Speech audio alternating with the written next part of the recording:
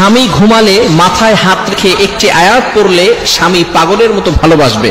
বর্তমান সময়ের biggest problem হচ্ছে স্বামী স্ত্রীর ভিতরে ঝগড়া, স্বামী স্ত্রীর ভিতরে কোনো মিল নাই। এই সমস্যা অনেক সংসারে দেখা যায়।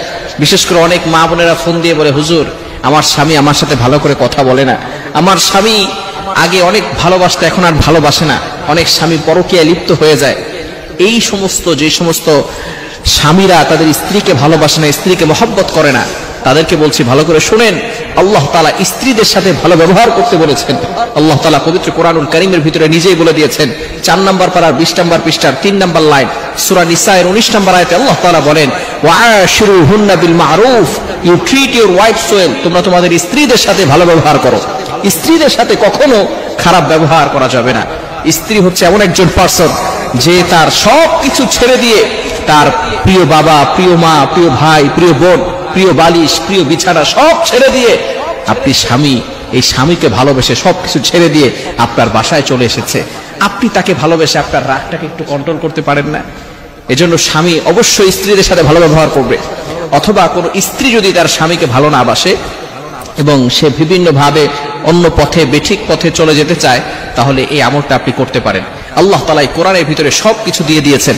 আল্লাহ তাআলা সূরাতুল আনআমের 38 7 নম্বর পারার 11 নম্বর পৃষ্ঠা 7 নম্বর লাইন, সূরাতুল আনআমের 38 38 নম্বর আয়াতে আল্লাহ তাআলা বলেন, মা ফাররাতনা ফিল কিতাবি মিন শাই, I have not left anything in the Quran, আমি কোরআনে কোনো কিছু বাকি রাখি নাই। আল্লাহ তাআলা কোরআনের ভিতরে সবকিছু দিয়েছেন। কিভাবে আমলটি করবেন? পবিত্র কোরআনুল কারীমের ভিতরে একটি আয়াত রয়েছে। আয়াতটি হচ্ছে 16 নম্বর পারার 13 নম্বর পৃষ্ঠার 2-3 নম্বর লাইন, সূরা তাহা 39 নম্বর আয়াতের ছোট্ট একটি অংশ, ওয়া আলকাইতু আলাইকা মাহাব্বাতাম মিন্নি, এতটুকু আমরা মুখস্থ করে নিব। ওয়া আলকাইতু আলাইকা মাহাব্বাতাম মিন্নি, সূরা তাহার 39 নম্বর আয়াতের ছোট্ট একটি অংশ। যখন স্বামী যদি স্ত্রীর কথা না শুনে, স্বামী যখন ঘুমিয়ে যাবে, তখন স্বামীর মাথায় হাত রেখে এই আমলটি করতে হবে। কতবার পড়বেন? 11 বার পড়বেন। ওয়া আলকাইতু আলাইকা মাহাব্বাতাম মিন্নি, তার মাথায়, স্বামীর মাথায় হাত রেখে 11 বার পড়বেন এবং মনে মনে ভাববেন যে আমি আমার স্বামীকে হালাল ভাবে বাধ্য করতে চাচ্ছি। আল্লাহ পাক রব্বুল আলামিন এভাবে যদি কিছুদিন আমল করেন, টানা 7 দিন আমল করলে আল্লাহ পাক রব্বুল আলামিনের পক্ষ থেকে ভালো একটা ফলাফল আসবে। আপনার স্বামী আপনাকে পাগলের মতো ভালোবাসবে, আপনার স্বামী আপনাকে মহব্বত করবে।